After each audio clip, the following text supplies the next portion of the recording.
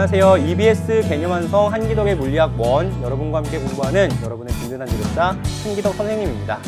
자, 우리 이번 시간은 저번 시간에 마저 못 풀었던 뒤에 네 문제 풀고 뉴턴의 운동 법칙 같이 한번 알아보는 시간을 갖도록 하겠습니다. 자, 핵심 키워드 한번 살펴볼까요? 힘이 무엇이냐? 선생님은 힘이 세다 할 때 그 힘과 물리에서 얘기하는 힘이 어떻게 다른지를 살펴볼 거고요. 그 다음에 그걸로 알 수 있는 뉴턴의 운동 법칙 어떻게 정립되어 왔는지 같이 한번 알아보는 시간을 가질 텐데 그 전에 물체의 운동을 기술했던 문제부터 한번 살펴보고 가도록 할게요. 자, 5번 문제입니다. 신유형 수능 열기. 다음은 정지에 있던 어떤 물체가 직선 도로를 따라 운동한대요. 자동차의 가속도를 시간에 따라 나타나면 다음과 같고요. 처음 속도가 얼마라고요? 정지에 있었다고요. 속도가 0이었다고요. 자, 그러면 AT 그래프에서의 밑넓이가 선생님 뭐라고 그랬죠? A와 T를 곱한 값이니까 결국 속도 변화량이 되더라 라는 얘기 했었고, 자, 그러면 속도 변화량이 얼마예요? 3초까지 플러스 6. 즉 VT 그래프를 그려보면, 속도와 시간 관계 그래프를 그려보면 처음에 정지해 있던 자동차가 6m/s가 됐대요. 3초 때. 이렇게 됐겠죠? 이렇게 된다라는 거 생각해 볼 수가 있고, 3에서 6초까지는 등속도 운동, 즉 이렇게. 그 다음 6에서 9초까지는 어떻게 되죠? 이거 속도 얼마예요? 속도 변화량은 3 곱하기 마이너스 2, 즉 마이너스 6m/s, 속도가 6m/s 줄어들었다. 결국 이렇게 된다라는 걸 볼 수가 있네요. AT 그래프를 가지고 VT 그래프를 변형시킬 수 있어야 된다. 만들어 볼 수 있어야 된다라는 거 여러분 생각해 봐야 되고, 키형, 니은, 디귿 같이 맞는지 살펴보도록 하겠습니다. 0초부터 3초까지의 평균 속력은 3m/s이다. 평균 속력은, 평균 속도는 처음 속도, 나중 속도 더해서 2로 나눠주면 된다고 그랬고, 자, 여기에서 0초부터 3초까지는 0에서 6m/s로 속도가 증가하고 있었고, 그러면 평균 속도는 여기, 즉 3m/s가 평균 속도가 되겠구나. 평균 속도의 크기와 평균 속력 같은 개념이 되니까, 직선 운동에서 방향이 안 바뀌고 있으니까 기억 맞는 설명이 되고요. 니은, 속력의 최대값, 지금 그래프를 그려봤는데 시간에 따른 물체의 속도 그래프를 그려봤는데 증가하다가 일정하다가 감소했고, 그 와중에 제일 컸던 값은 바로 여기 6m/s였습니다. 니은 보기 맞죠? 니은도 맞구나. 디귿, 0초부터 9초까지 이동한 거리, 변위는, 이동한 거리는 직선 운동에서 똑같고 방향이 바뀌지 않는 한 VT 그래프에서의 뭐와 같다? 요거 밑넓이와 같더라. 요 넓이가 바로 변위가 되고, 속도가 다 양수니까 방향이 바뀌지 않으니까 요 변위가 이동거리가 돼서 요 넓이만 찾으면 되겠네요. 넓이 얼마냐면 요 넓이는 3 곱하기 6 곱하기 2분의 1, 9가 되고, 요 사각형은 3 곱하기 6, 18이 되고, 3 곱하기 6 곱하기 2분의 1, 요 삼각형은 9가 돼서 결국 36m 이동했네요. 디귿도 맞죠? 정답 기억, 니은, 디귿 몇 번? 5번이 된다라는 거 쉽게 알 수가 있습니다. 쉽지 않은 건데 우리 쉽게 풀었던 거고요. 그 다음 문제, 6번 문제 한번 봅시다. 자, 이 문제는 자동차가 나오고 그 자동차가 어떻게 움직였는지 시간에 따른 위치 그래프가 같이 나오네요. 자, 문제를 보면 B는 25m/s로 등속도 운동을 하고, A는 따라가는데 A와 B 사이의 거리를 시간에 따라 나타낸 게 바로 오른쪽 그래프예요. 자, 아직 A의 속도는 잘 나와 있지 않고 B의 속도가 일정하다는 거 나왔고, A와 B 사이의 거리가 그래프로 주어져 있습니다. 시간에 따른 거리 그래프, 시간에 따른 위치 그래프의 기울기가 바로 속도가 되니까 0초부터 10초까지는, 자, 기울기가 얼마냐면 10초 동안 100m가 줄어들었죠. 자, 여기서의 속도는 마이너스 10. 여기는 그 자리 그대로 있는 거잖아요. 거리 차이가 변하지 않는 거죠. 여기서의 속도 값은 상대적으로 0. 여기는 10초 동안에 250이니까 150 증가했죠. 즉 플러스 15m/s다라는 거 생각할 수가 있는데, 문제는 A와 B 사이의 거리가 이런 속도 관계가 있는 거고 B는 25m/s로 가고 있어요. 자, 기억을 보면 0초부터 10초까지 A의 속력을 묻고 있는데 A의 속력은 안 나와 있고 사이의 거리가 마이너스 10m/s. 즉 A와 B 사이가 1초에 10m씩 줄어들고 있는 거죠. 자, 그러면 25m/s로 달리고 있는 자동차를 A가 얼만큼으로 따라가야 그 사이 거리가 10m/s로 줄어들까요? 10 차이니까 아마도 35 아니면은 10 뺀 15 둘 중에 하나일 것 같아요. 그렇죠? 35m/s로 따라가면 둘 사이의 거리가 줄어들어서 이렇게 나타날 거고, 그렇죠? A가 15m/s로 따라가면 B는 25m/s로 달아나니 점점 사이 거리가 증가하겠죠? 따라서 이렇게 감소하는 게 아니라 증가하는 형태의 그래프로 나타날 겁니다. 결국 10m/s의 속도 차이가 생겼다는, 이 거리가 10m/s로 줄어들었다는 얘기는 A가 35m/s로 따라가고 있더라라고 볼 수가 있는 거죠. 따라서 기억 맞는 설명이 되고요. 니은 10에서 30까지 A의 이동 거리는, 자, 이거 볼게요.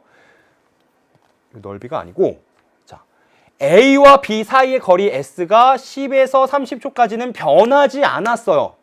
변하지 않았다는 얘기는 B가 25m/s로 달려갈 때 A도 같은 속도로 따라가야 안 바뀌는 거죠. 그 둘 사이가 일정한 거고요. 그렇죠? 따라서 A의 속도가 얼마인 거예요? 똑같이 A랑 똑같이 25m/s인 거고, 따라서 이 시간 간격 20초 동안 25m/s로 달렸을 때 몇 미터 가는 거죠? 1초에 25m 가는 거니까 20초면 곱해주면 500m. 500m 간 거구나 라고 생각할 수가 있더라. 니은은 틀렸고. 다음 디귿 30초부터 40초까지의 A의 속력. 30부터 40까지는 A와 B 사이의 거리가 점점 증가하더라. 어느 정도 증가하냐면 1초에 15m씩 15m/s씩 속도 거리가 증가하는 거니까 1초에 15m씩 거리가 증가하더라. 따라서 A는 B보다 느리게, 어느 정도로? 15만큼 느리게 결국 10m/s로 따라가고 있어서 15m/s의 속도 차이가 생기고 그게 거리 차이로 나타나게 되는구나 라고 볼 수가 있습니다. 그래서 15가 아니라 10이구나 라고 생각할 수가 있고, 정답은 기억이 되겠다. 정답 1번이다 라는 거 쉽게 확인해 볼 수가 있습니다. 요 상대적인 거리, 상대 속도의 개념으로 풀 수 있느냐, 접근할 수 있느냐를 확인해 볼 수 있었던 6번 문제였고요. 다음 번 7번. 자, 7번 문제는 A와 B 자동차가 또 나왔죠. 여러분 어렵게 나올 땐 자동차 보통 나옵니다. 자동차 나오면 잘 분석할 수 있어야 돼요. 좀 신경 쓰고 접근해 볼게요. 자, 일직선상에서 운동하는 두 자동차 A, B를 나타낸 것이다. A는 2m/s로 일정한 속력으로 등속도 운동을 하고요. B는 A보다 앞서 있다. A와 B 사이의 거리를 나타내고 있다. 그래프는 앞에 거랑 비슷하네요. 그렇죠? 자, A와 B 사이의 거리가 줄어들었고 여기는 증가했어요. 여기는 누가 빠른 거예요? 거리가 줄어들었으니까 A가 빠른 거죠. VA가 빠른 거예요. 여기는 거리가 늘어났죠. B가 빨리 도망가는 거죠. 이렇게 되는 거다라는 거 생각해 보고 기억. 1초일 때 B의 속력. 자, 이거 한번 보면 요 2초 동안 2m가 감소했으니까 요 속도는 마이너스 1m/s. 요 구간에서, 자, 요 구간에서는 4초 동안에 2m 증가했으니 4분의 2, 즉 2분의 1m/s가 되겠다. 상대적인 속도, 거리에 대한 속도는 마이너스 1m/s, 0.5m/s가 되겠다라는 걸 생각할 수가 있고요. 1초일 때, 여기, 즉 요때 거리가 줄어들고 있는데 1m/s씩 줄어들고 있어요. 그렇죠? 따라서 A가 2m/s로 따라갈 때 B가 느린 거니까 거리가 줄어드는 거고 1m/s로 줄어들고 있으니까 B는 1m/s로 움직이고 있어서 그 속도 차이가 마이너스 1이 되는 거더라 라고 볼 수가 있고, 따라서 기억은 맞는 설명이 되겠다. 니은 2초일 때 B의 운동 방향. 자, 요 구간에서 B는 1m/s였어요. 자, 요 구간에서는 얼마일까요? 한번 보면 A와 B 사이의 거리가 증가하고 있죠. B가 더 빠르다는 얘기고 속도 차이가 0.5m/s니까 B의 속도는 얼마인 거예요? 2.5m/s인 거죠. 따라서 0부터 2까지는 B가 1m/s로 움직이고 있었고 2부터 6초까지는 2.5m/s로 움직이고 있었어요. B의 속도가 바뀌기는 했으나 방향까지 바뀐 건 아니죠. 뒤로 가고 있는 건 아니에요. 둘 다 속도 값은 양수고 속도가 양수란 얘기는 앞으로 가고 있다. 즉 방향이 바뀐 건 아니다라는 의미니까 니은은 틀렸고 디귿 2초부터 6초까지 B가 이동한 거리 자 0에서부터 2초까지는 속도가 1m/s 2에서부터 6초까지는 2.5m/s니까 이 그래프 그려보면 1m/s 그 다음 2에서부터 6초까지는 2.5m/s예요. 그렇죠? VT 그래프가. 따라서 이 밑넓이가 결국 B가 움직인 거리 변위가 되는 거니까 0에서부터 2초까지는 2m 움직인 거고 2초부터 6초까지는 4 곱하기 2.5 해서 10m 움직였구나 라고 볼 수가 있습니다. 따라서 디귿을 보면 2초부터 6초까지 B가 이동한 거리는 2m가 아니라 요 넓이 즉 10m가 되겠다라고 볼 수가 있고 디귿은 틀려서 정답은 기억 1번이 되겠다라는 거 확인해 볼 수가 있었습니다. 자, 그 다음 마지막 8번 문제. 자, 8번 문제는 이거 좀 어려워 보이죠? 한번 볼게요. 글이 기니까 일단 겁부터 나지만 선생님이랑 함께 차근차근 보도록 하겠습니다. 근데 그림 자체는 쉬워요. 공을 던졌고요. 올라가다 멈췄고 다시 내려온 거예요. 그렇죠? 자, 운동 경로 위의 점인 거고 이에 대한 설명으로 옳은 거 찾는 겁니다. 그러면 여러분 이거 왜 올라가다 멈추죠? 지구가 잡아당기니까 중력이 작용하니까 공이 속도가 점점 줄어들어요. 올라가려고 하지만 힘은 아래쪽으로 밑으로 잡아당기게끔 작용하니까 속도가 줄어든다.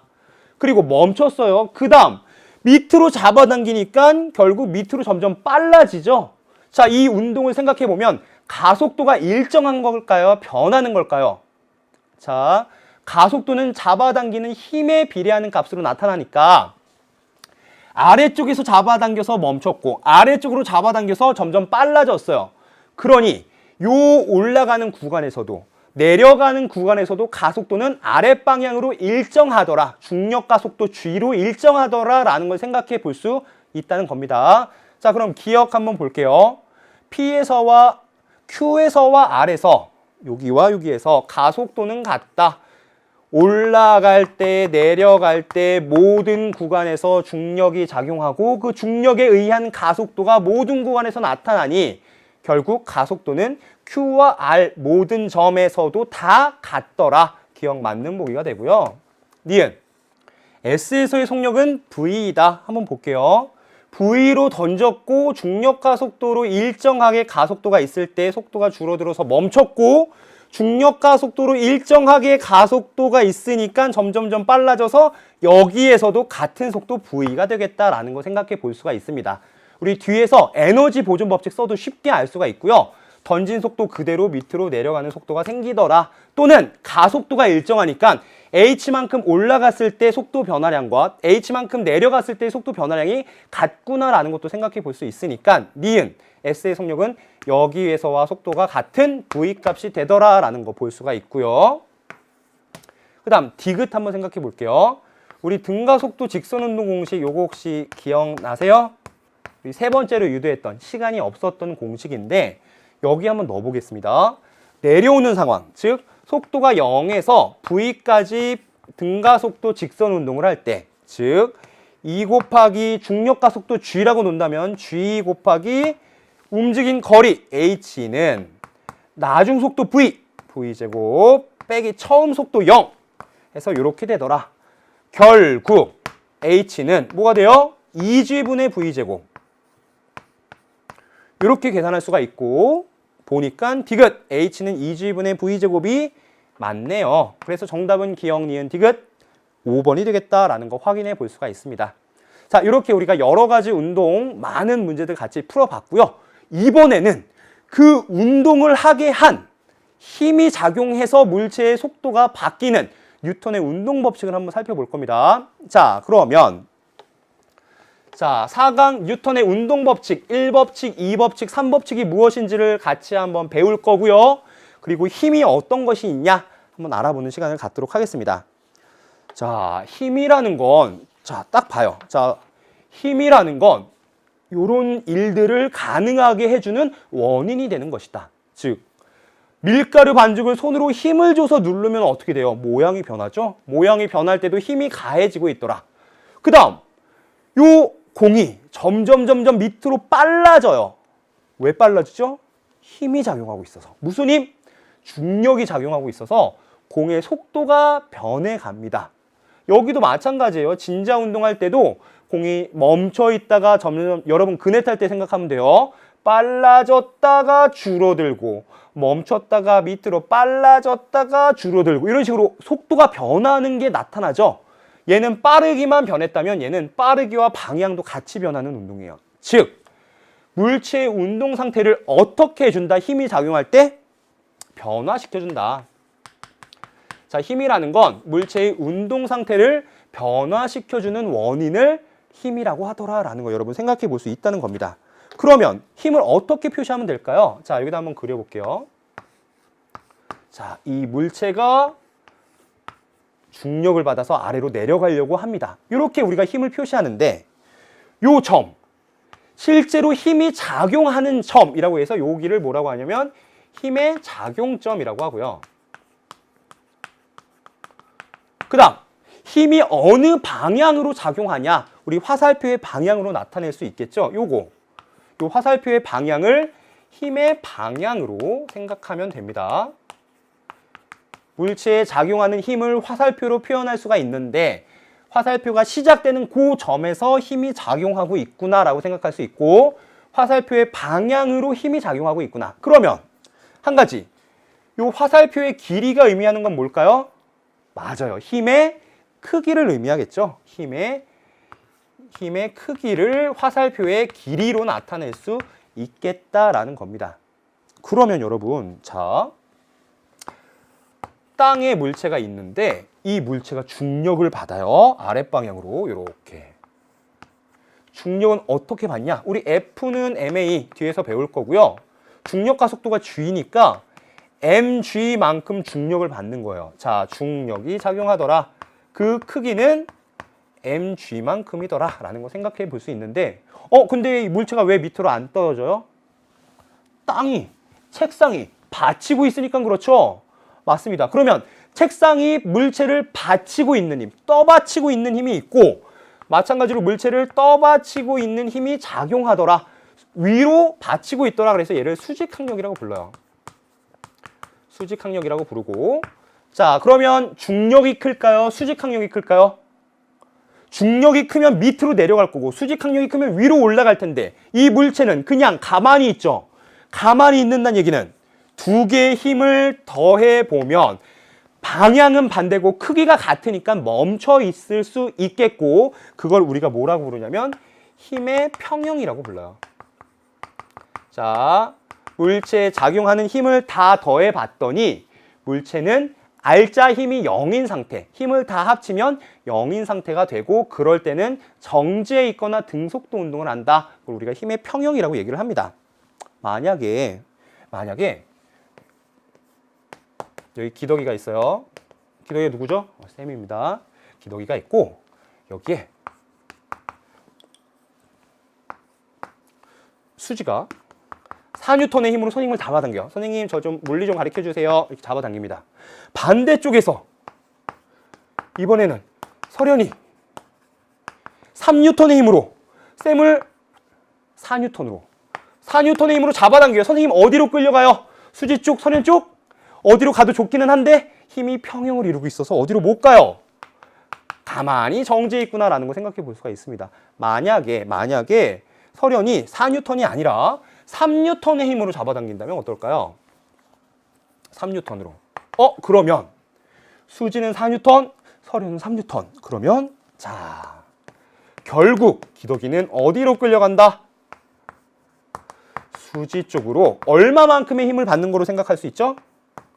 이쪽으로 4N, 왼쪽으로 4N, 오른쪽으로 3N이니까 결국 수지 쪽에서 1N으로 잡아당기는 힘을 받는 거고, 요 힘을 뭐라고 부르냐면 한 물체에 작용하는 힘을 다 더했을 때 결과적으로 어떤 방향으로 남는 힘 하나만 생길 거고, 그 힘을 알짜 힘이라고 불러요. 알짜 힘이 작용해서 기덕이는 수지 쪽으로 끌려가더라 라고 생각할 수가 있어요. 만약에 자, 이 물체를 위쪽으로 3N, 오른쪽으로 4N으로 잡아당기면 어떻게 움직일까요? 여러분 생각해보면 과자 하나를 가지고 얘랑 쟤랑 서로 끌고 가려고 해요. 그럼 이 과자는 어디로 끌려가죠? 위쪽도 아니고 오른쪽도 아닌 요 방향으로 알짜 힘을 받는구나 라고 생각할 수가 있고, 그쵸? 만약에 이렇게 직각이 아니라, 여긴 직각이니까 쉬운데 직각이 아니라 비스듬하게 잡아당기면 이렇게 두 개의 힘이 작용하고 있어요.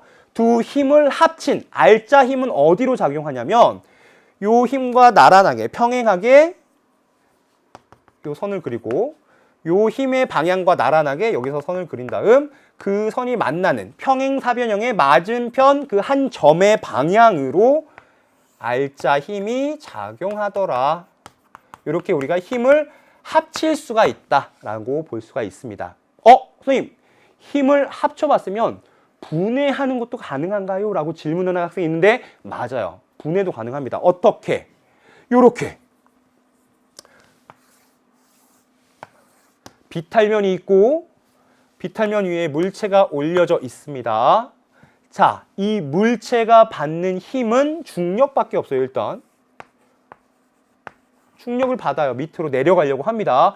근데 밑으로 안 내려가죠. 왜냐하면 여기 받침이 있으니까 밑으로 쭉 떨어지진 못해요. 그러면 이 힘을 어떻게 나눠볼 수 있냐면 이 빗면과 나란한 방향으로 이쪽 방향의 힘과 빗면과 수직 방향으로의 힘, 이쪽 방향의 힘으로 나눠볼 수가 있겠죠. 힘을 합쳐볼 수도 있다면 나눠볼 수도 있어. 힘을 이렇게 나눠봤는데 빗면을 누르고 있는 힘 때문에 이 빗면이 물체를 떠받치고 있겠죠. 위로 받치게 될 겁니다. 이거 뭐라고 부른다고요? 수직항력이라고 부른다고요. 수직항력. 자, 그러면 누르고 있는 힘의 크기가 그것을 떠받치고 있는 힘의 크기가 같겠죠. 만약에 눌리지 않는다면 그 힘의 크기가 같아서 요 빗면과 수직 방향으로의 움직임은 없고 얘네들은 상쇄돼요. 대신 요 힘만 살아남아서 이 물체는 요렇게 내려가겠구나라는 걸 생각해 볼 수 있다는 겁니다. 바로 이게 빗면에서의 수직항력 개념이고 뒤에서 조금 더 자세하게 한번 다뤄보도록 하겠습니다. 일단 힘이 이렇게 합쳐질 수가 있고 그 합쳐진 힘을 알짜 힘이라고 부른다. 그리고 그 알짜 힘이 작용하는 방향으로 물체는 움직이고 특히 가속도 운동을 하게 된다라는 거 살펴볼 수가 있습니다. 자, 그러면 우리 힘이라는 걸 배웠는데 알짜 힘이라는 걸 들어봤는데 힘에 어떤 종류가 있는지 한번 첫 번째로 중력을 한번 알아볼게요. 중력! 말 그대로 지구에서 작용하는 그 힘인데 질량을 갖고 있는 두 물체가 서로를 잡아당기고 있는 그 힘을 뭐라고 한다? 중력이라고 한다. 자, 무엇을 가진? 질량을 가진 두 물체 사이에 작용하는 힘이더라. 지구와 커다란 질량을 갖고 있는 지구와 선생님이 질량을 서로 갖고 있으니까 서로 끌어당기는 힘이 작용하는데 그 힘을 중력 또는 만류인력이라고 부른다. 그러면 질량을 갖고 있는 물체가 서로를 끌어당기는 힘이니까 중력의 크기는 질량이 클수록 크겠죠. 자, 그걸 이렇게 표현할 수가 있어요. 중력은 질량에 비례하더라 라고 볼 수가 있죠. 질량이 스몰 m, 라지 m인 두 물체가 있는데 그 두 물체가 서로 끌어당기는 만류인력이 작용해요. 근데 질량이 크면 더 세게 끌어당길 테니까 질량이 클수록 힘이, 만류 인력이, 중력이 더 세게 작용하겠다라고 볼 수 있고, 요 기호는 비례한다는 의미입니다. 하나가 커질 때 다른 하나 같이 커지면 비례 관계에 있는 거니까. 그 다음 거리에는 어떤 영향을 받을까요? 두 물체가 서로를 잡아당기는데 가까울 때 세게 잡아당길까? 멀 때 세게 잡아당길까? 여러분, 태양이 질량이 커요? 지구가 질량이 커요? 당연히 태양이 훨씬 큽니다. 하지만 선생님이 태양 쪽으로 끌려가는 게 아니라 지구에 붙어 있는 이유는, 질량이 작지만 지구에 붙어 있을 수 있는 이유는 지구가 더 가깝기 때문이고, 가깝다는 얘기는 거리가 짧다는 얘기고, 거리가 짧을수록 힘이 세다는 거니까 반비례의 관계에 있더라. 즉 힘과 거리의 관계는 반비례. 반비례 표시는 따로 없기 때문에 역수에 비례한다라고 표현을 합니다. 거리에 반비례한다. 정확히 계산해 보니까 거리 제곱에 반비례한다라는 것을 밝혀냈고, 이 두 개를 잘 조합해 보면 만류 인력은 거리 제곱에 반비례하고 질량에는 비례하더라 라고 생각할 수가 있겠죠. 둘 사이에 어떤 숫자만 맞춰주면, 즉 비례상수만 넣어준다면, 만류인력 상수라고 하는 G값을 넣어준다면 이렇게 중력을 표시할 수 있겠다. 중력은, 만류인력은 두 물체가 떨어진 거리의 제곱에 반비례하고 두 물체의 질량의 곱에 비례하더라 라고 볼 수가 있습니다. 그래서 선생님이 여러분과 서로 끌림을 느낄 수 있는 거예요. 여러분이 갖고 있는 질량과 선생님이 갖고 있는 질량이 서로 잡아당기고 있으니까. 그렇죠? 이런 만류 인력이 작용하더라라고 볼 수가 있습니다. 그러면 중력 가속도라고 얘기했던, 선생님 계속 분필 떨어뜨리면 중력 가속도로 점점 빨라진다, 이런 얘기 했었잖아요. 그렇죠? 중력 가속도라는 게 얼마인지 어떻게 할 수 있냐? 우리 한번 볼게요. 중력 가속도 G는 10m/s 제곱이라고 늘 얘기하는데 왜 그러냐? 한번 보면, 자, 만류 인력은 G R제곱분의 M이라고 했어요. 자, 그러면 선생님, 여기 사과가 매달려 있습니다. 딱 봐도 사과죠? 자, 사과의 질량을 스몰 m, 지구의 질량을 라지 m, 지구의 중심과 사과의 중심까지의 거리를 r이라고 할 때, 자, 보면 둘 사이에 작용하는 힘은 F는 G R제곱분의 두 물체의 질량의 곱, 이렇게 표현할 수가 있을 거예요. 그러면 이 힘에 의해서 사과가 나뭇가지에서 사과 뚝 떨어지면 중력 가속도만큼 G만큼 가속도 운동을 한다라는 거 우리 알고 있잖아요. 그게 얼마인지를 한번 계산해 보고 싶은 거고, 사과가 받는 힘은 우리 뒤에서 배울 F는 MA에 의해 중력 가속도 mg만큼의 힘을 받는다. 사과의 질량 곱하기 중력 가속도만큼의 힘을 받는다 라고 생각할 수 있으니 이걸 mg라고 놓을 수가 있고, 따라서 이렇게 지워지니까, 따라서 중력 가속도 g는 r제곱분의 gm으로 나타내지더라. 여기에서의 r은 지구 중심과 사과까지의 거리. 근데 이 지표면에서 사과까지의 높이는 사실 지구 반지름에 비해서 매우 작으니까 거의 지구 반지름이라고 볼 수 있을 거고요. 지구 반지름의 제곱분의 만류 인력 상수, 어떤 숫자예요. 주어진 숫자. 그 숫자 곱하기 지구의 질량을 곱한 걸로 정해지는데 이 값이 대략 10m/s 제곱이 되더라. 그래서 지구에서의 중력 가속도는 지구의 반지름과 만류 인력 상수와 지구의 질량에 의해서 정해지고, 그 값은 물체와 상관없이 분필이든 선생님이든 물컵이든 동일한 중력 가속도 10m/s 제곱의 가속도를 갖게 되더라라는 것도 여러분 생각해 볼 수가 있습니다. 요게 바로 중력의 작용으로 많은 일들이 일어날 수 있겠구나라고 볼 수가 있어요. 그러면 여러분, 중력이 작용하는데 중력의 힘의 크기는 이렇게 작용한다라는 거 배웠어요, 방금. 그럼 중력의 방향은 어딜까요? 지구가 있고 사과가 있어요. 사과 어디로 떨어져요? 밑으로. 이렇게. 당연해요. 그렇죠? 만약에 사과가 여기 있어요. 사과 어디로 떨어져요? 밑으로. 아니죠. 여기가 밑이 아니야. 그렇죠? 지구 중심을 향해 아랫방향으로 이렇게 떨어지더라. 중력의 방향은 어디더라? 서로의 중심 방향으로. 사과와 지구 중심을 잇는 방향, 지구 중심 방향으로 이렇게 힘을 받는다. 여기에 사과가 있어요. 어떻게 떨어지죠? 지구 중심 방향으로 이렇게 힘을 받는다 라는 것도 우리가 생각해 볼 수 있다는 겁니다. 힘의 크기와 방향이 중요하다고 했으니까 어느 방향으로 힘을 받는지 생각해 볼 수 있어야 되겠죠. 자, 이게 바로 중력이라는 거고, 중력 때문에 나타나는 힘, 우리 몸무게 같은 게 그래요. 자, 여러분 봅시다. 여기 선생님이 있어요. 선생님이 약 60kg이라고 합시다. 물론 더 되지만 지구에서의 선생님 질량 값이 60kg이에요. 근데 우리가 몸무게라고 하는 값은 사실 힘이야. 선생님을 지구가 잡아당겨서 그 저울의 눈금이 올라가게 되는 거죠. 즉 저울을 누르는 힘이 되는 거고요. 질량은 60kg이지만 선생님의 무게는, 요건 질량, 기더기의 무게는 F는 mg의 형태로 나타나고, 선생님 60kg이고 10m/s 제곱을 곱해주니까 대략 600N의 무게를 갖는다라고 볼 수가 있어요. 자, 선생님의 질량은 60kg, 무게는 600N인데 달에 가서 재보면 어떨까요? 선생님의 질량과 무게가 어떻게 바뀔까? 우리 질량이라는 것은 보통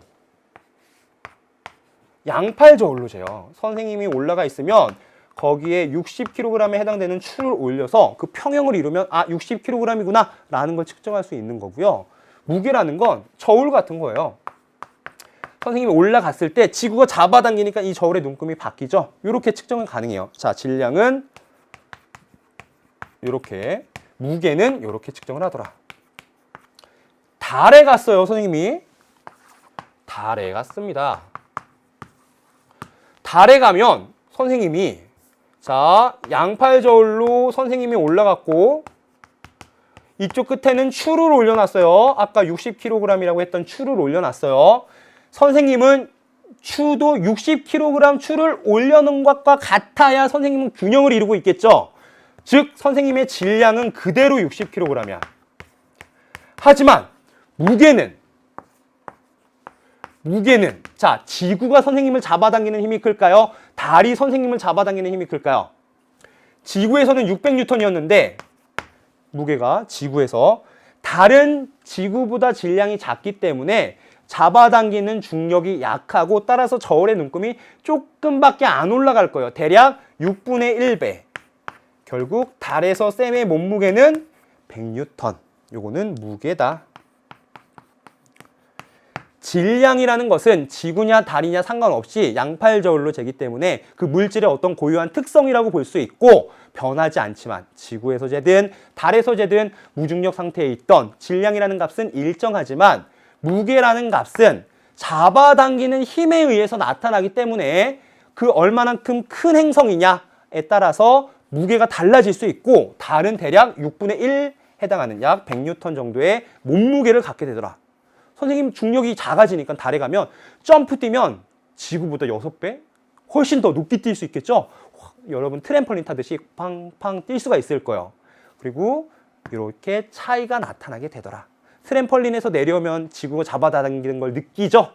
마찬가지로 달에 있다가, 중력이 작은 달에 있다가 지구로 돌아오면 그 커다란 차이가 나는 중력도 느낄 수 있겠구나라는 것도 볼 수가 있습니다. 이렇게 질량과 무게의 차이가 있더라라는 걸 볼 수가 있고, 중력 배웠으니까 다음 두 번째, 탄성력이 무엇이냐 한번 볼게요. 오늘 여러 가지 힘들을 배울 건데 두 번째로 배울 힘은 탄성력. 탄성력을 보니까 말 그대로 탄성에 의해 나타나는 힘이 탄성력이래요. 선생님 그럼 탄성이 뭐예요? 탄성이라는 것은 뭐로 되돌아가는 성질. 뭐로 돌아갈까요? 원래 상태로 돌아가려는 성질을 우리가 탄성이라고 하고, 원래 상태로 돌아가려는 힘을 바로 탄성력이라고 합니다. 선생님 볼을 잡아당기진 않겠지만 잡아당기면 볼이 이렇게 늘어나요. 그렇죠?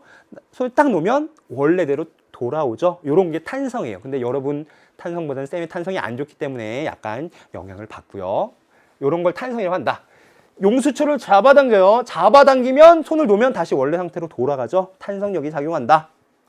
높이뛰기 할 때도 막대를 휘었다가 원래대로 돌아가려는 힘 때문에 사람이 넘어가죠. 선생님 요 사진만 보면 막 가슴이 조마조마해. 이거 부러질 것 같지 않나요? 나만 그런가? 여기 이렇게 넘어갈 수 있는 다시 필려는 성질, 그런 걸 탄성이라고 한다. 탄성력이라고 한다.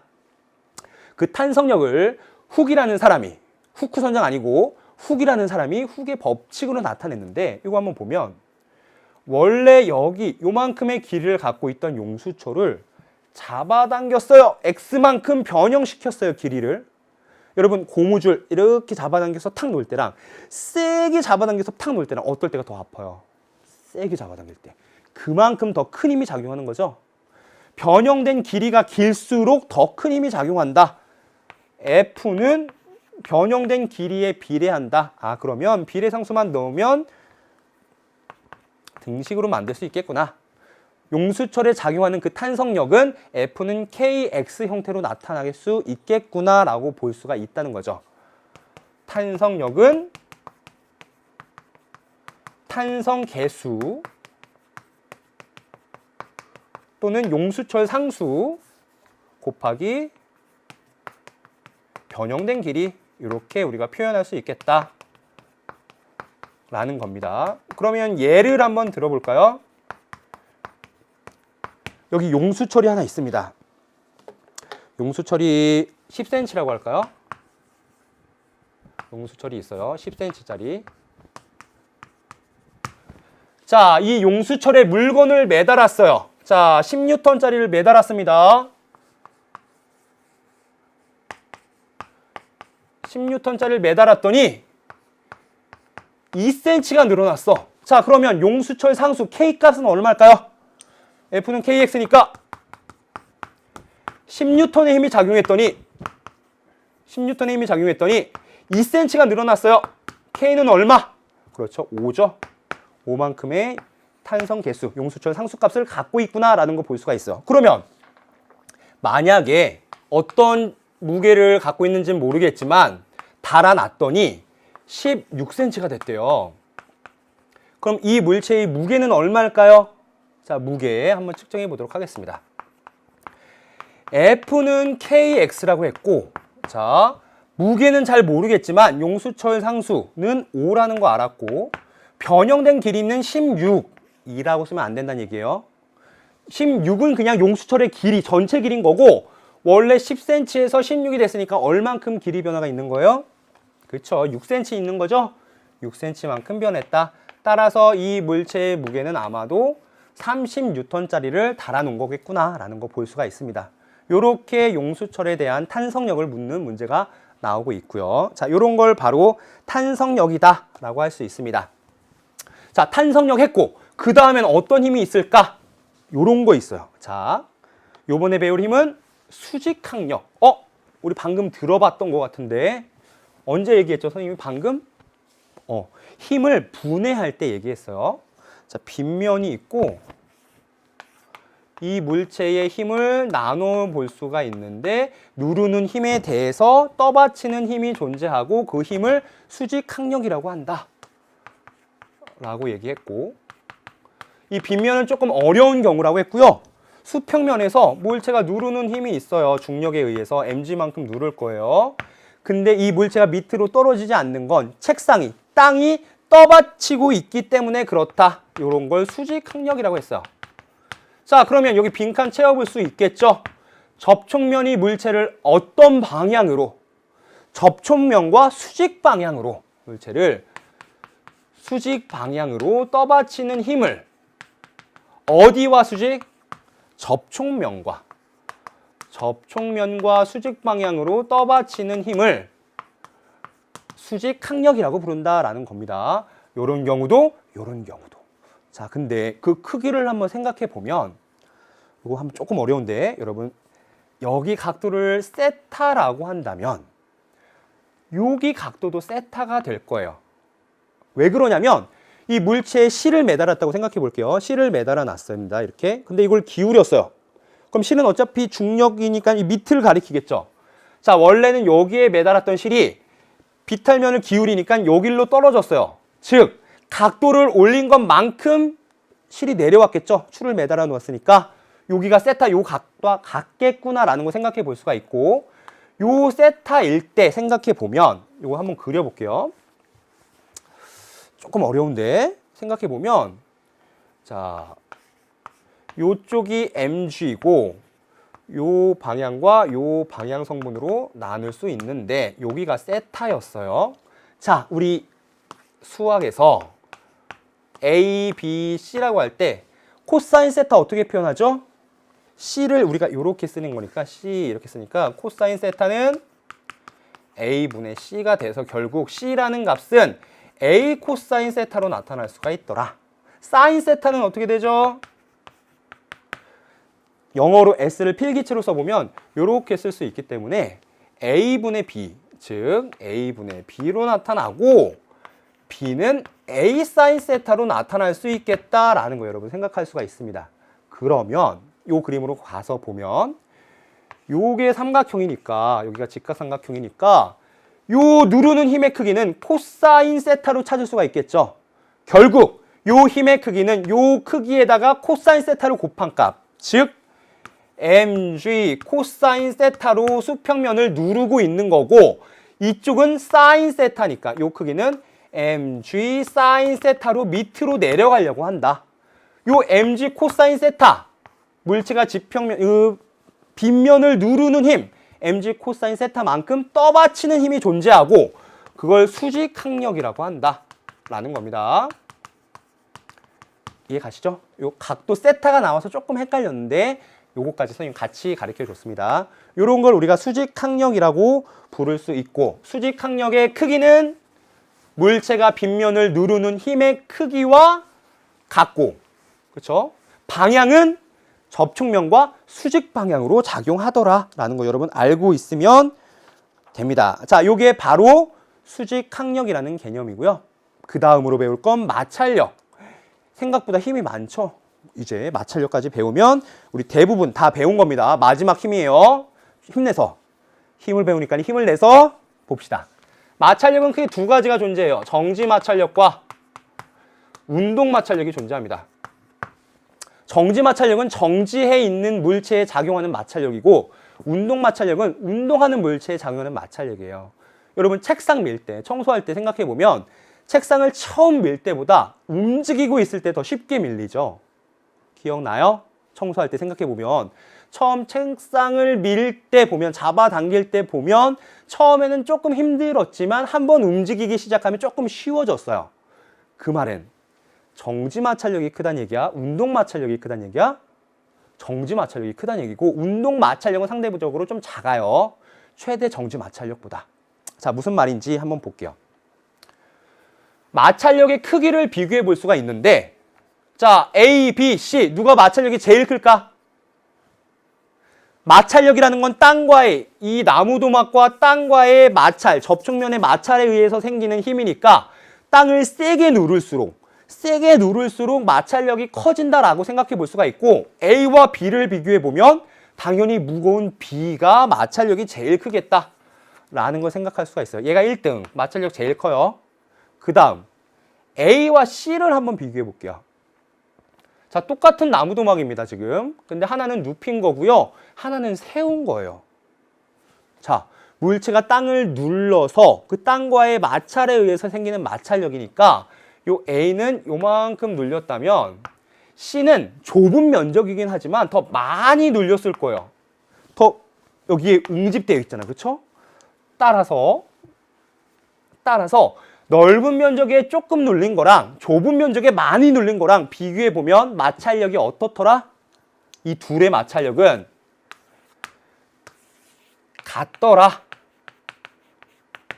마찰력의 특성을 보니까 누르는 무게가 클수록 더 마찰력은 증가하고, 접촉면의 면적은 질량이 같을 때 A와 C 같은 경우에는 접촉면이 넓으냐 좁으냐는 영향을 끼치지 않더라.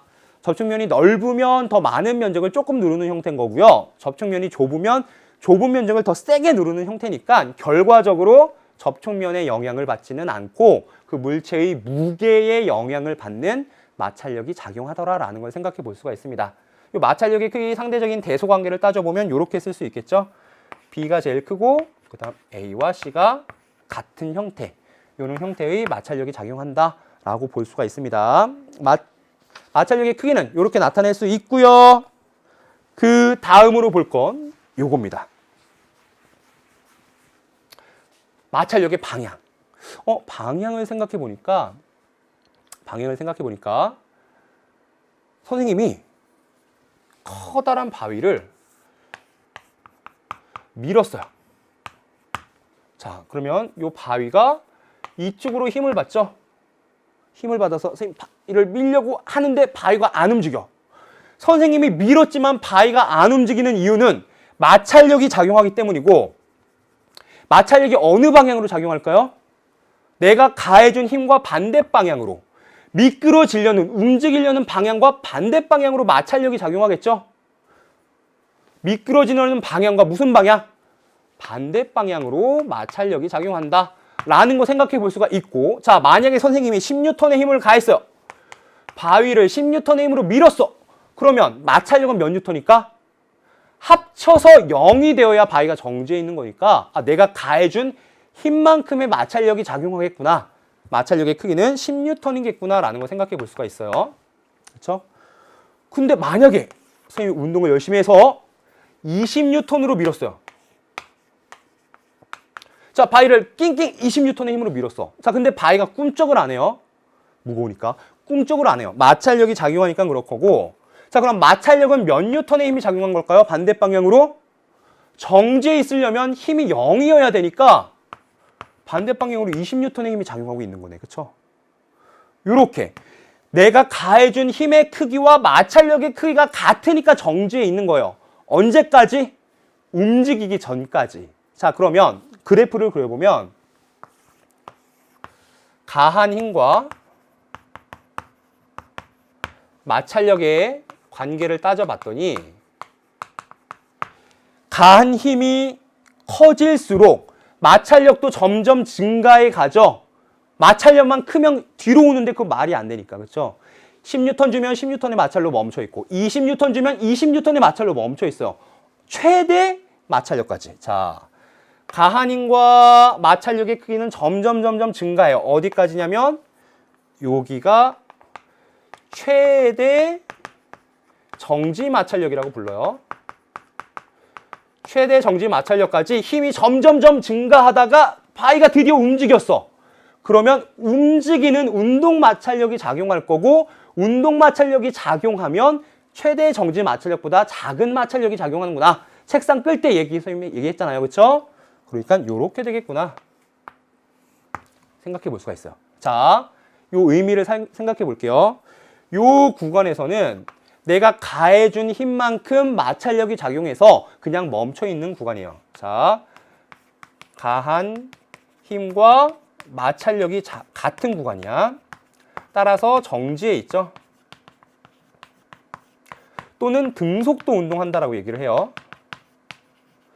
여러분 가장 많이 헷갈리는 게 바로 요거 등속도 운동인데, 일정한 속도로 움직이면 힘이 0인가요? 맞아요. 힘이 0이에요. 왜냐하면 등속도 운동한다는 얘기는 가속도가 0이라는 얘기고, 가속도가 0이라는 얘기는 힘이 0이라는 얘기야. 그쵸? 따라서 가한 힘과 마찰력의 크기가 같으니 물체는 정지해 있다 또는 등속도 운동한다. 요 구간에서 그렇다는 얘기고, 여기가 바로 최대 정지 마찰력이다. 물체가 가질 수 있는 가장 큰 마찰력, 최대 정지 마찰력이라고 하고, 그 다음에 요 구간, 물체가 최대 정지 마찰력보다 큰 힘이 가해졌다면 물체는 움직이게 되고, 그 움직일 때는 어떤 마찰력이 작용하냐? 운동 마찰력이 작용한다 라고 얘기를 합니다.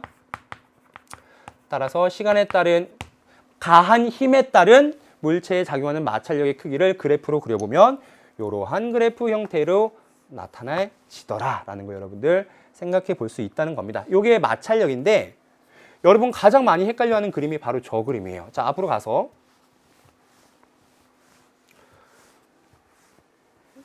이거 잡아당기면 어떻게 될까요? A, B가 얹어져 있고, A가 B 위에 얹어져 있고 B를 잡아당겼어요. 그러면 여기 마찰이 존재해서 B도 A도 같이 끌려오죠. 여러분 책 위에 개념 완성 책 위에 지우개를 올려놓고 개념 완성 책을 잡아당겼어요. 그러면 지우개도 같이 끌려오죠. 그걸 생각해 보면 힘이 가해졌는데 B에 가해졌는데 A가 딸려와요. 자, 만약에 여기 마찰력이 없다면 매끌매끌하다면 A 어디로 움직이려고 그래요? B를 잡아 빼면 A는 어디로 움직이려고 그래요? 1로 움직이려고 그러죠? 그렇죠? 확 뺀다고 생각해봐요. A는 가만히 있으려고 이쪽으로 미끄러지려고 하죠. 상대적으로. 근데 우리 마찰력의 방향은 미끄러지려는 방향과 반대 방향이라고 했으니 어디로 마찰력이 작용해? 이쪽으로. 이상하지만 이게 맞아요. 자, B를 잡아당기면 A는 왼쪽으로 미끄러지려고 하기 때문에 미끄러지려는 방향과 반대 방향, 즉 오른쪽으로 마찰력이 작용하고 따라서 A는 B와 같은 방향으로 움직일 수 있게 되는 겁니다. 이해가시죠? 조금 헷갈렸지만 우리 힘이 가한 힘과 반대 방향으로 마찰력이 작용한다라고 생각하니까 조금 헷갈리지만 A가 미끄러지는 방향을 생각해 봤더니 왼쪽으로 미끄러지려고 했고 그 미끄러지려는 방향과 반대 방향으로 마찰력이 작용하니 A에 작용하는 마찰력은 오른쪽이구나 라는 것도 생각해 볼 수 있다는 겁니다. 자, 이렇게 우리가 마찰력의 방향까지 살펴봤고요. 자, 그러면 잠깐 쉬었다가 우리 뉴턴의 운동 법칙 한번 알아보도록 하겠습니다.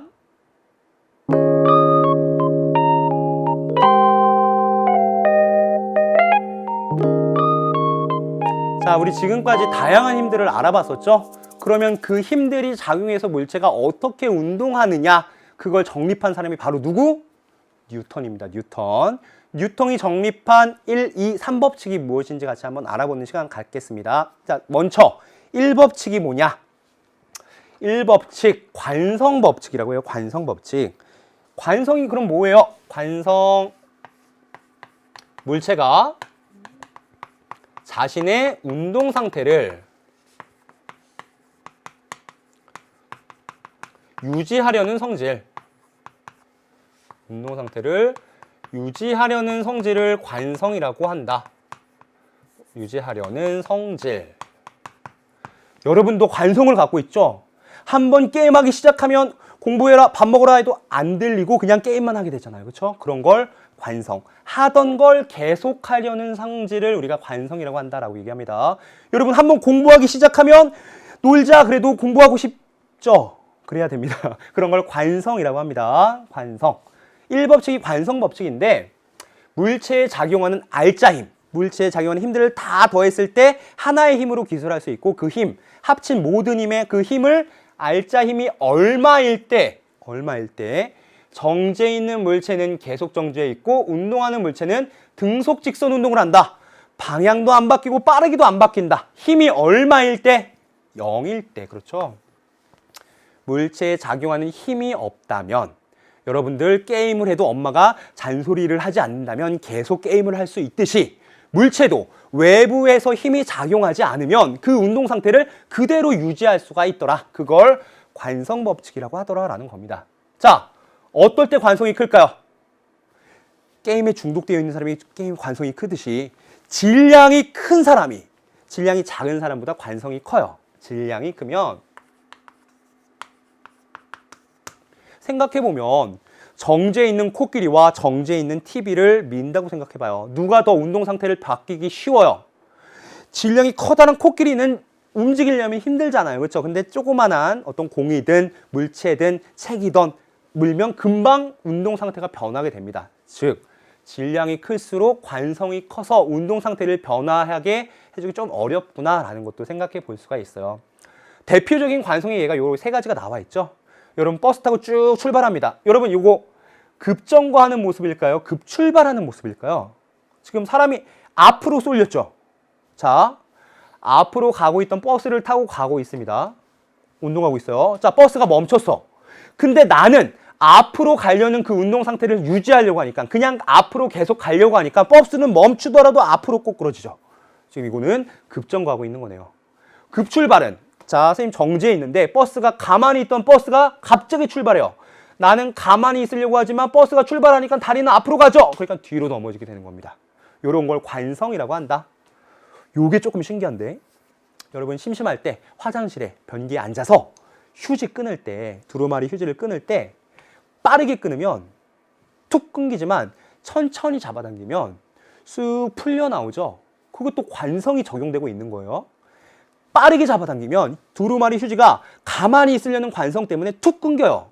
하지만 천천히 잡아당기면 두루마리 휴지가 움직이려는 관성이 있어서 술술술술 풀리게 되는 겁니다. 이것도 동일한 상황인데, 자, 추를 매달아 놓고 실이 아래 위에 매달려 있어요. 빠르게 잡아당길 때랑 천천히 잡아당길 때랑 끊어지는 실이 다른데, 빠르게 잡아당기면 어떻게 될까요? 요 추가 가만히 있으려는 관성 때문에 밑에 게 끊기겠죠. 하지만 천천히 잡아당기면 추가 움직이려는 관성 때문에 위에 게 끊깁니다. 요런 거 관성. 요것도 여러분 대표적인 예죠. 우리 식탁보 빼듯이 요 종이를 톡 치면 동전이 가만히 있으려는 관성이 있어서 톡 떨어진다. 이런 거 관성의 대표적인 예가 되겠다라는 거 우리 알 수가 있습니다. 이런 걸 관성이라고 하고요. 이런 걸로 우리 생각해 볼 수가 있어요. 왜 그러냐? 갈릴레이가 생각해 봤는데, 그래도 지구는 돈다 갈릴레이. 여기에 공을 놓으면 우리 같은 높이까지 올라간다는 거 알고 있어요. 그렇죠? 관성은 아직 아니지만 에너지가 보존되기 때문에 같은 높이까지 올라가려고 해요. 만약에 비탈면이 좀 길더라도 어쨌든 같은 높이까지 올라가려고 해요. 그러면 만약에 비탈면이 아니라 평지만을 만들었다면 이 공은 어떻게 될까? 생각해보면 마찰이 거의 없으니까 쭉 내려왔던 그 속도 그대로 쭉 가겠죠. 언제까지? 끝까지 계속. 마찰이 없다면 하던 운동 그대로 할 것이다. 관성이라는 것 자체가 힘이 작용하지 않으면 물체는 정지해 있는 물체는 정지해 있으려고 하고 움직이는 물체는 그 속도 그대로 움직이려고 하더라라는 게 관성인 거죠. 그래서 얘가 일정한 속도로 계속 움직일 수 있겠다. 아무런 물질이 공기도 마찰도 없는 우주에서 총알을 탕 싼다면 총알이 쭉 날아가서 우주 끝까지 갈 겁니다. 그쵸? 등속 직선 운동을 할 것이다 라는 거 생각해 볼 수 있다는 겁니다. 요게 1법칙 관성 법칙이고요. 두 번째, 가속도의 법칙. 자, 요 가속도의 법칙을 우리 흔히 F는 ma라고 하는, 선생님 계속 지금 얘기했던 요 F는 ma가 바로 뉴턴 운동의 제2법칙 가속도 법칙이고, F는 뭐의 약자냐면 포스. 그래서 힘이란 뜻입니다. 힘. 힘은 뭐 곱하기? m 곱하기 a인데 m은 매스, 질량. a는 액셀러레이션, 엑셀 밟는다고 하듯이 가속도. 그래서 힘은 질량 곱하기 가속도다라고 얘기를 할 수가 있습니다. 예를 들면 자, 2kg인 물체가 3m/s 제곱으로 가속도 운동을 해요. 그럼 이때 가해졌던 힘의 크기 F는 얼마냐? 한번 계산해 보면 F는 ma고 2kg인 물체가 3m/s 제곱으로 움직이니 결국 물체에 가해졌던 힘은 6. 단위도 우리 그냥 쓸 수 있듯이 한번 볼게요. 단위도 한번 써볼까요? 2kg 곱하기 3m/s 제곱이니까 6kg/s 제곱에 힘이 가해지고 있더라. 이거 쓰기 귀찮잖아요. 그렇죠? 그래서 이거 어떻게 표현하면 돼요? 6뉴턴으로 표시를 하죠. 뉴턴이 발견한 시기니까, 생각해낸 시기니까 뉴턴이라는 단위를 쓰고 있습니다. 선생님이 몇백 년만 빨리 태어났어도 6뉴턴, 7뉴턴 안 하고 기덕의 법칙에서 6기덕, 7기덕, 8기덕 이렇게 말할 수도 있었을 텐데 뉴턴이 빨리 태어났기 때문에 우리가 뉴턴, 물론 훌륭하기도 하고요. 이렇게 단위를 뉴턴으로 힘의 단위를 사용하고 있더라 라고 볼 수가 있습니다. 그러면 우리 앞에서 배웠던 마찰력과 한번 같이 적용시켜 볼게요. 자, 3kg인 물체에 10N의 힘을 가했더니 가속도가 2m/s 제곱이었다. 요때 작용하는 마찰력은 얼마냐? 이렇게 문제가 나올 수 있어요. 여러분, 요 2 곱하기 3 이런 식으로 문제 내지는 않을 거 아니에요, 시험에서. 그치? 그걸 좀 활용할 수 있는 형태로 낼 텐데 요거 간단한 활용 한번 생각해 볼게요. 3kg인 물체에 10N의 힘이 작용했는데 가속도는 2m/s 제곱이래요. 자, 그러면 여러분들 가장 먼저 생각해야 될 건 F는 MA인데, 자, 물체에 작용하는 모든 힘을 다 더해서 그 물체가 실제로 움직이게 됐다면 그 움직이는 가속도의 크기 곱하기 질량을 한 값이, 즉 여기서는 질량 곱하기 가속도 한 값, 즉 6N이 물체에 작용하는 R자 힘이겠구나 라는 생각을 할 수 있어야 돼요. 자, 물체에 작용하는 모든 힘을 다 막 더했어요. 힘을 다 더했으면 어찌됐던 한 방향의 힘, 합력, R자 힘이 나타날 거고 그 방향으로 물체가 움직일 겁니다. 따라서 물체가 움직이는 그 가속도가 나와 있다면 그 가속도 곱하기 질량 한 6N이 물체에 작용하는 R자 힘인 거고 10N을 작용했는데 6N만 작용한 거라면 반대 방향으로 얼마의 마찰력이 작용하고 있는 거예요? 4N. 그래야 이 두 개를 합쳐서 6N이 나오는 거죠. 이런 식으로 활용할 수 있다는 겁니다. MA에서 요 A랑 M을 곱한 값은 물체에 작용하는 R자 힘의 형태로 나타나지더라. 그래서 요 힘을 가지고 작용하는 어떤 힘들이 있는지를 분석해 볼 수 있더라라는 게 가장 키포인트가 되는 내용입니다. 이렇게 우리가 생각해 볼 수가 있고요. 요거를 무슨 법칙? 이 법칙, 가속도의 법칙이다 라고 얘기를 했습니다. 자, 그 다음으로 배울 건 3법칙. 자, 뉴턴이 세 가지 법칙을 얘기했어요. 1법칙, 2법칙, 3법칙을 얘기했는데 3법칙은 작용반작용 법칙이에요. 자, 작용반작용. 자, 보면 쉽게 얘기하면 이거예요. 선생님이 칠판을 주먹으로 쳤어요.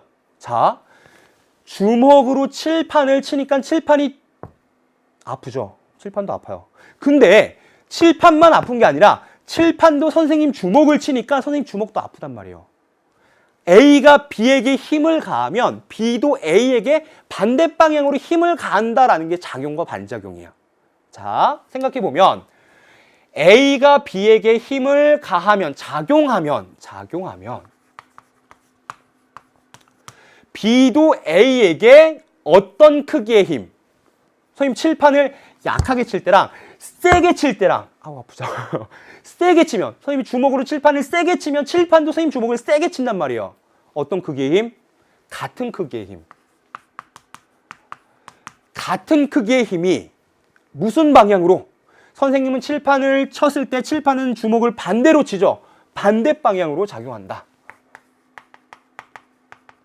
자, 작용 반작용 법칙이라는 것은 A가 B에게 힘을 가할 때 B도 A에게 힘을 가하는데 그 가하는 힘의 크기는 같고 방향은 반대인 힘이 두 물체에 서로 작용하고 있더라라는 게 바로 작용 반작용 법칙입니다.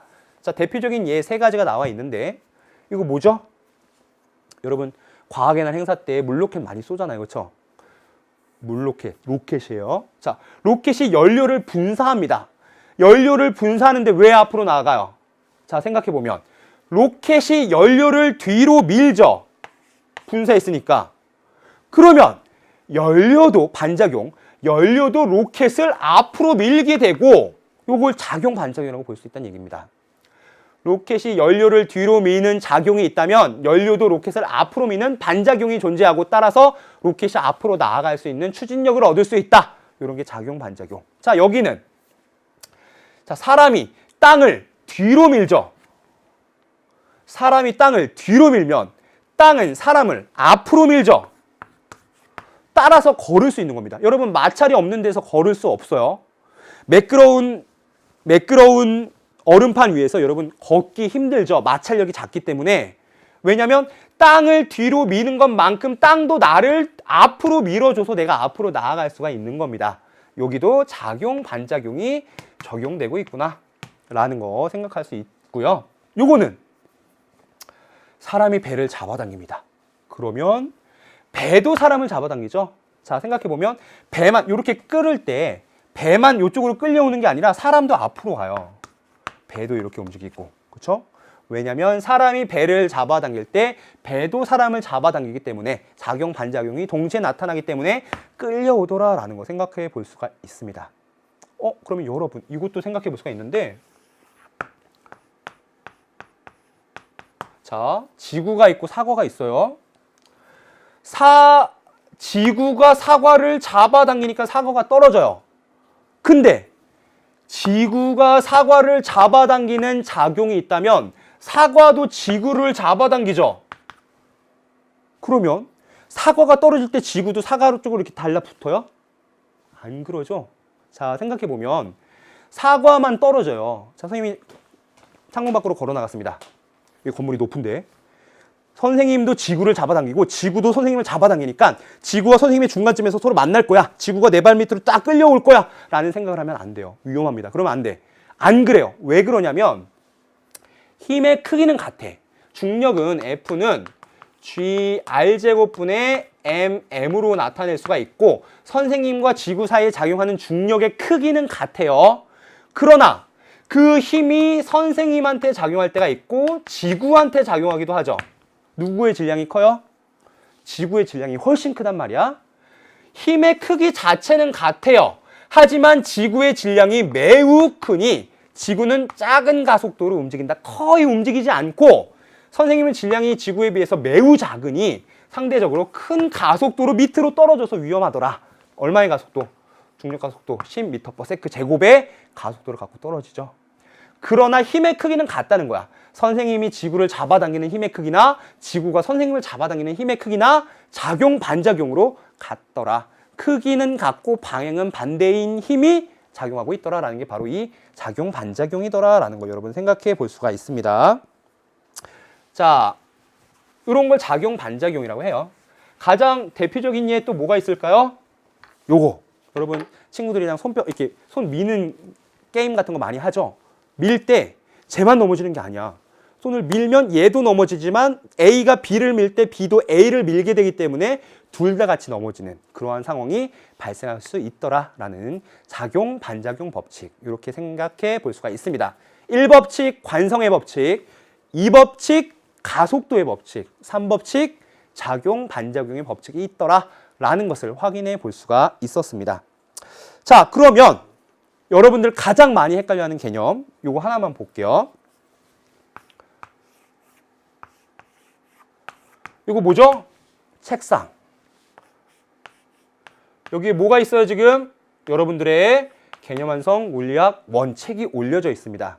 자, 지구가 책을 잡아당기죠.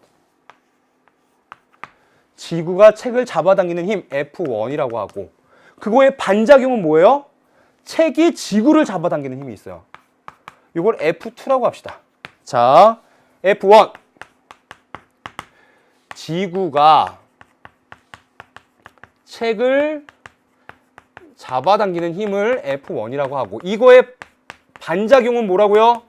F2 거꾸로죠. A가 B에게 작용하는 힘의 반작용은 B가 A한테 작용하는 힘이에요.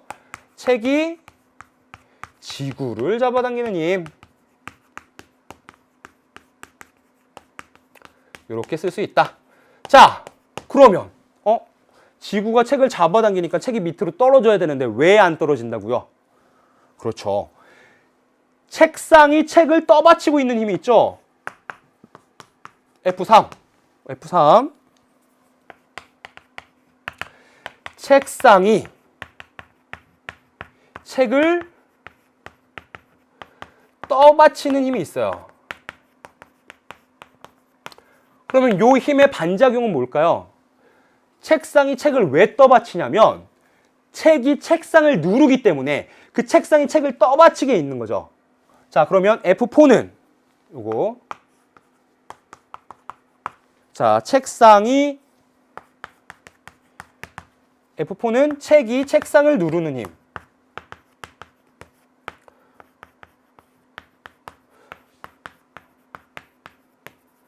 자, 책이 책상을 누르니까 책상도 책을 떠받치고 있는 F3와 F4는 무슨 관계? 작용 반작용의 관계. 그쵸? F1과 F2도 무슨 관계? 작용 반작용의 관계. 왜? 지구가 책을 잡아당기는 힘이나 책이 지구를 잡아당기는 힘이나 방향은 반대지만 크기는 같은 작용 반작용 관계에 있고 책상이 책을 떠받치는 것과 책이 책상을 누르는 것과 같은 크기의 힘이 서로 반대 방향으로 작용하고 있더라. 이런 것도 작용 반작용 관계예요. 자, 작용 반작용 관계는 A, B 순서만 바꾸면 되는데 여러분 여기서 헷갈리는 건 책이 멈춰 있는 이유예요. 자, 책이 멈춰 있는 이유는 자, 두 가지 힘 때문에 그런데 책이 밑으로 내려가려는 힘. 무슨 힘? 중력. 지구가 책을 잡아당기는 힘 F1과 책상이 책을 떠받치는 힘 F3가 짝을 이뤄서 크기는 같고 방향은 반대여서 만들어지는 힘의 평형이 나타나는 거죠. 이런 걸 힘의 평형. 자, 생각해보면 여기서 F1, 지구가 책을 잡아당기는 힘과 책상이 책을 떠받치는 힘, 둘 다 책한테 작용하는 힘인데 하나는 아래로 하나는 위로 해서 이 둘의 힘이 평형을 이루고 있다. 그래서 책이 정지해 있다라고 말할 수 있다는 겁니다. 작용 반작용 관계는 F1, F2 그리고 F3, F4는 작용 반작용 관계에 있고 F1과 F3는 둘 다 책한테 작용해서 서로 반대 방향으로 힘을 가해 주더라. 이러한 힘의 관계는 평형 관계다라고 우리가 생각해 볼 수 있다는 겁니다. 여러분 가장 많이 헷갈려하는 작용 반작용과 힘의 평형 관계를 한번 살펴보았습니다. 자, 이렇게 우리 뉴턴의 운동 법칙과 힘의 평형까지 살펴봤으니 이제 개념 체크로 한번 여러분들이 이해한 내용을 점검해 보는 시간을 갖도록 하겠습니다. 자, 개념 체크, 빈칸 완성 같이 한번 해볼게요. 5번, 물체가 계속 정지해 있거나 등속도 운동을 하는 경우 요거는 가속도가 얼마라고요? 정지해 있을 때도 가속도는 0.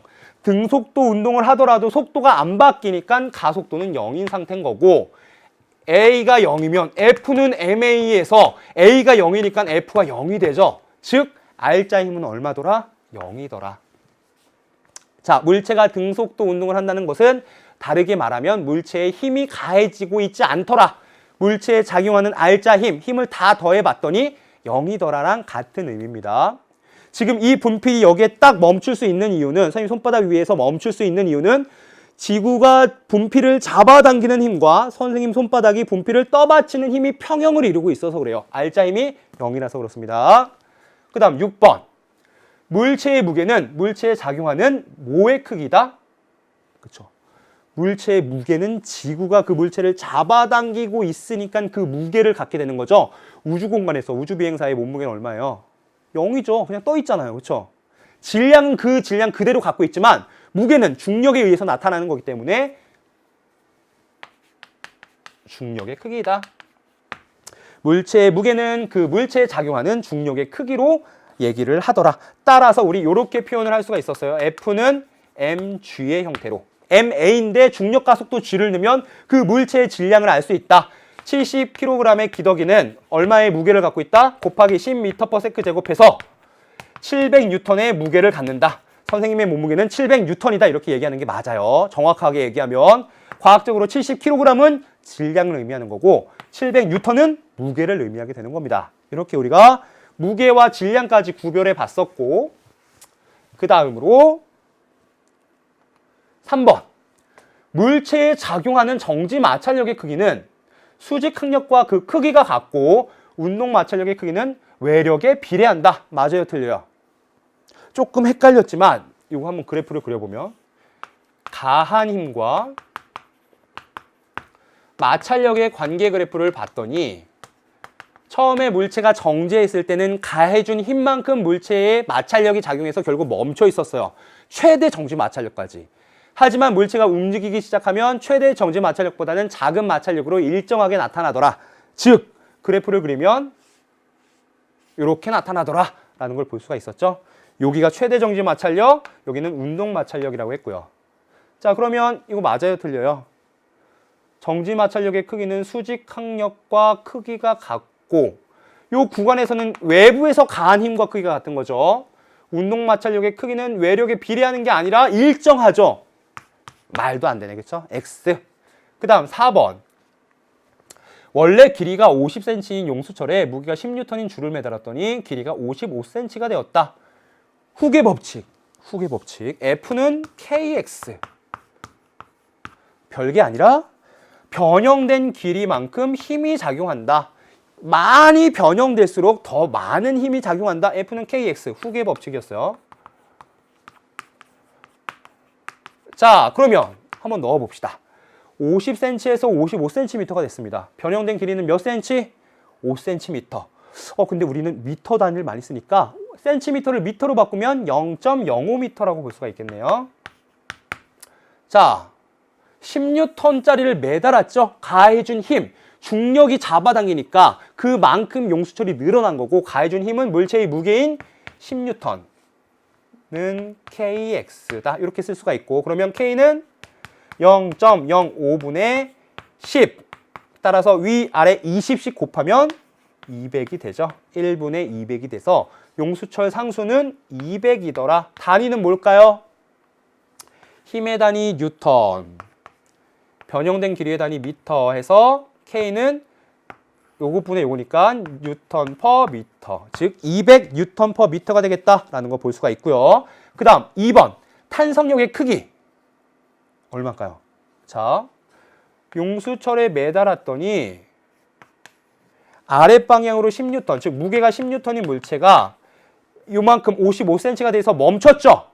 멈췄다는 얘기는 R자 힘이 0이란 얘기고, 중력은 아랫방향으로 작용하고 탄성력은 윗방향으로 작용하고, 그러니까 요게 서로 상쇄돼서 그 자리에 멈춘 R자 힘이 0인 상태가 되는 거니까 탄성력의 크기는 물체의 무게 10N과 같은 10N이 되겠다라는 거 생각해 볼 수가 있습니다. 이렇게 우리가 문제 풀어볼 수가 있고요. 그 다음 문제.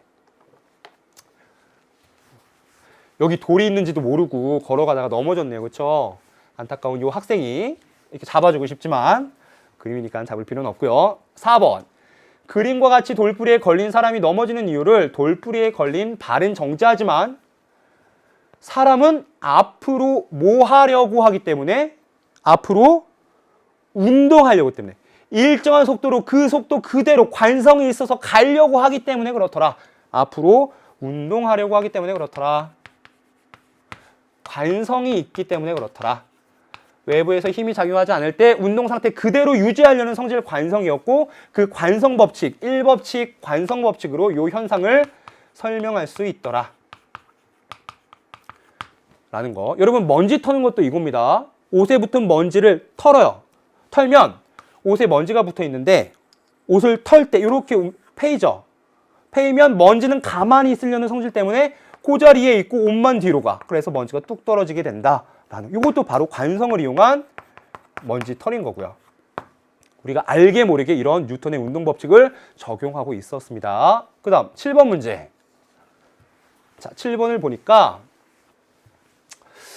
마찰이 없는 수평면에서 질량이 4kg인 물체에 2N의 힘이 작용할 때요. 자, 이때 가속도의 크기. 이건 그냥 곱하면 되네. 그쵸? F는 MA니까 몇 N의 힘이, 마찰력이 없으니까 그냥 쉽게 할 수 있고요. 2N의 힘이 4kg인 물체에 작용했다. 따라서 A는 4분의 2, 즉 2분의 1 미터 퍼 세크 제곱이 되더라 라는 거 확인해 볼 수가 있습니다. 자, 그리고 2번. 자, 마지막 문제입니다. 여기. 자, 작용 반작용 관계에 있는 두 힘의 작용점은, 여러분 봐봐요. 힘의 평형은 한 물체에 두 힘이 작용하고 있는 거고요. 작용 반작용은 두 학생이 서로 손바닥을 마주치면서 밀고 있어요. 작용 반작용은 A가 B에게, B가 A에게 작용하는 게 작용 반작용이죠. 두 물체의 힘이 작용하고요. 힘의 평형은 한 물체의 힘이 작용해요. 이런 차이가 있는데 두 힘의 작용점은 서로 다른 물체에 있더라. 서로 다른 두 물체의 힘을 받아서 둘 다 넘어지게 되더라 라는 거. 이런 게 바로 작용 반작용이다. 한 물체에 작용하는 힘이 이렇게 계산이 되고요. 자, 그 다음 3번 문제. 아까 우리 앞에서 했었죠. 자, 요 작용 반작용 관계, 평형 관계에 있는 힘. 아까 앞에서 했었으니까 여러분 혼자 한번 풀 수 있을 거라고 생각합니다. 오늘 여기까지 했고요. 자, 다음 시간에 뉴턴의 운동 법칙 조금 더 마무리하는 시간 갖도록 할게요. 다음 시간에 뵐게요.